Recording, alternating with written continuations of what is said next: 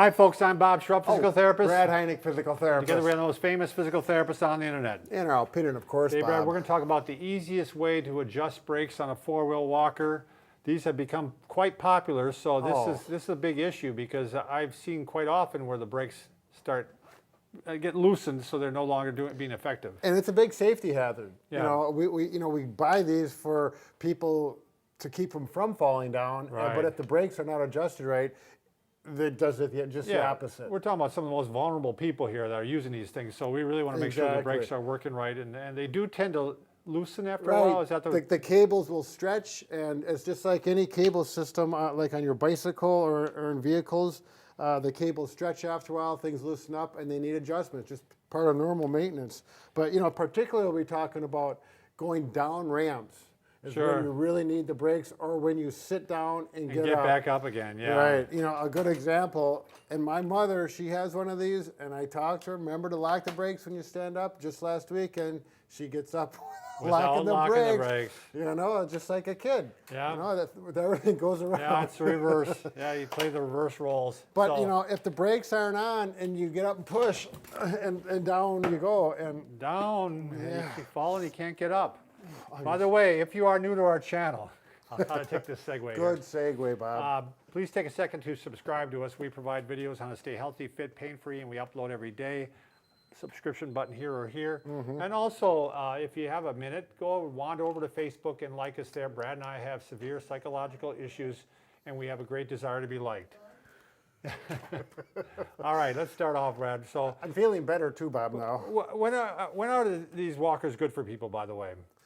When are they good? Yeah. Like for someone, if a regular walker, they're walking fairly good, but they still need something, but they don't need a lot of support, and they're not walking. If they're on a walker and they're kind of walking slow like this with a regular walker, this would not be for them. Right. This one requires a little more balance than a regular walker. Right. Correct. Or a walker with just wheels on the front. Right. This one requires more balance. I like these better for going outdoors, Brad. Exactly. It's got 4 big wheels as opposed to the little wheel. Yep. And if you have one of those walkers with tennis balls on the back, they scrape and they get all roughed up, and it just doesn't work out well. So this works out better for outdoors. It also works really well for people with cardiac issues that need to sit down because they get tired. Exactly. So the built-in seat really works well with that. Right. My mom uses it too. In her apartment building, she puts her laundry on here and takes her laundry down. My mother puts her coffee on it. Does she really? Yeah, from the kitchen to her recliner, the coffee stays right there. It works wonderful. So, but again, the brakes. Really important. Yep. So they have 2 brakes. Each one brakes the wheel in the back on almost every one I've ever seen. You squeeze it, and it's a friction brake, and you can see easy, and you brake, and it locks up. Now, on a smooth floor, you can hit the brake, and they still, if you don't push down hard, it'll still slide, but that's okay. The more weight you put down, like when you sit on it, it locks in better. Yeah, Brad and I were just talking about, we have a patient now that actually locks their brakes, and then they use it that way because it's more stable that way. It doesn't get away on them. Right, it doesn't get away on them. Right. So like Bob alluded to here, almost all of these have, when you push down, it's a static brake. In other words, you can hear it lock. I'll get my mic up there. Clicks in, and now it's there for good until you... And now you can sit down and feel safe that it's going to stay in place. And the adjusting part is where eventually what happens is when they're loose, you can squeeze as hard as you want, and no brake is occurring. Right. It's like nothing. And then at the same time, you push down like that, and nothing engages. It's not holding. And almost always, it just takes a little adjustment. You just need a few simple tools. And should we get right at that, Bob? Yeah. And it's funny, not being very mechanical, and Brad is very mechanical. I thought, well, the adjustment has to be up here somewhere, right? Well, it is. That's one of them. There's actually 3 places you can adjust these on most of them. And I do my own bicycle mechanics. I just started doing that in the last couple of years, and for motorcycling. But the concept is all the same. A cable's a cable, and the adjustments are oftentimes similar. So we're going to get it up here, Bob, so I don't have to crawl around on the knees. Now, tools, really, you can get away with just using a pair of pliers and maybe an adjustable or a crescent wrench. But it's easier if you have a combination wrench. The actual wrench. Yep. And so I got the right wrench here. Can you zoom right into this one, Lonnie? I'm going to adjust this so it's too loose once. Are you zoomed in, Lonnie? Okay. So if you watch right here, the distance, right here, I'm going to thread this in. I got the little bitty lock nut loosened up, and I'm going to just thread it, and you can see the distance of the gap is getting less and less and less. And now I got very little break now. It's just too loose. So what I'm going to do... So you want to move it away from them. Right, you want to move this out, which pulls the cable out farther and essentially makes a short cable or a long cable shorter, tightening it. And now I'm going to test it. Whoa, it's a little tight now. No, it's really tight. Right, I actually got a little too tight, but in some cases that won't happen. You'll get as far out as you can if it's really stretched out. Then you're going to have to lock your lock nut, take your handy dandy little wrench. So this is the part that you're moving out. Right, Okay. the threaded part. Then the nut is simply a lock nut. It doesn't do Okay. any moving. It just locks it in tight. So now that's where I want to be. Let's say it's still not tight enough because the cable's really stretched out. It's a couple-year-old. Then let's come down to here, Lonnie. And it's the exact same mechanism. It's just that we have one on each end. Same thing, it's going to move away to shorten it up. Exactly. Now this one actually is a little different. So they're all a little different. Now I'm going to have to use the lock nut on this.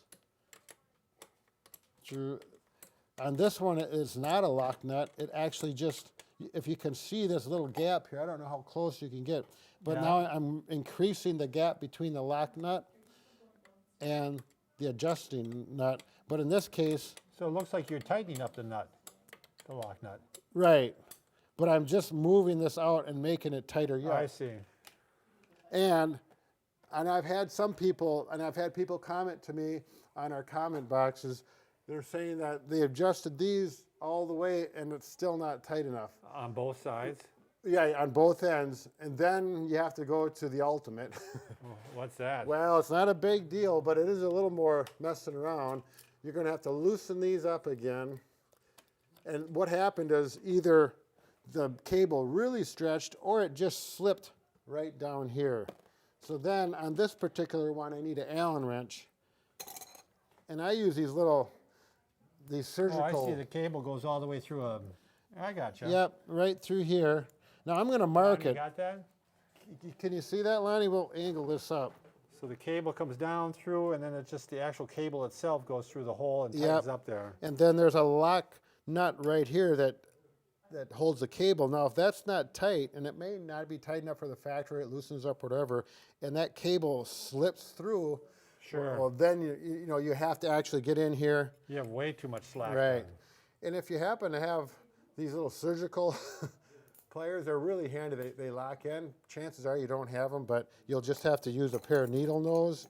And a second person is handy so they can hold it. And then you tighten it up. Yep, I'm just going to lock that up there so it holds. And then I'm not going to do it on this one because I'm going to have to fix it. But you loosen this up, and then you pull down. And it's nice with two people because they'll pull the cable down. You'll see it move down, and then you tighten it up.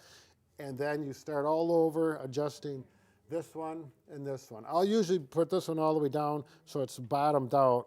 And I'll go back up here because you want to do the adjusting up here if you can. Sure. You don't have to bend over. Right. It's easier. It's made for adjusting up here. The primary adjustment hopefully is done up there. And down here is after it's either slipped or the cable's all stretched out. Wow, Bob. Yeah. What do you say? Am I right in saying that, because we did a review of the Hugo, right? And Yep. isn't that one a little bit easier to adjust? I mean, it's sitting over here, but don't they have kind of a hand adjustment on theirs? Yeah, well, actually, yeah.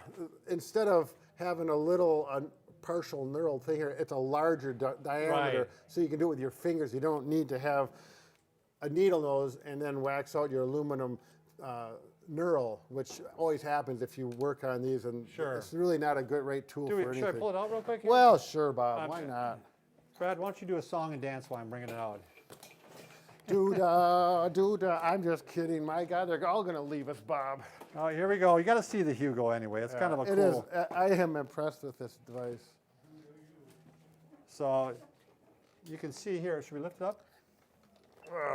Yeah. See, look at the big Yeah, see this? Yeah, how easy that is to adjust. Right, so you push it in, it engages, and you can adjust, and then there's a spring in there that pushes it out. I mean, this is engineered for your This one for looks your like ease. this one looks like that. It really they want you to adjust down here Right. probably. Yep. This one does. You can do the same thing up here, but then this was made more for the quick adjustment, and it is really nice. You do not need a wrench. It's spring loaded, well designed. What's nice about the Hugo Navigator, it's also a wheelchair.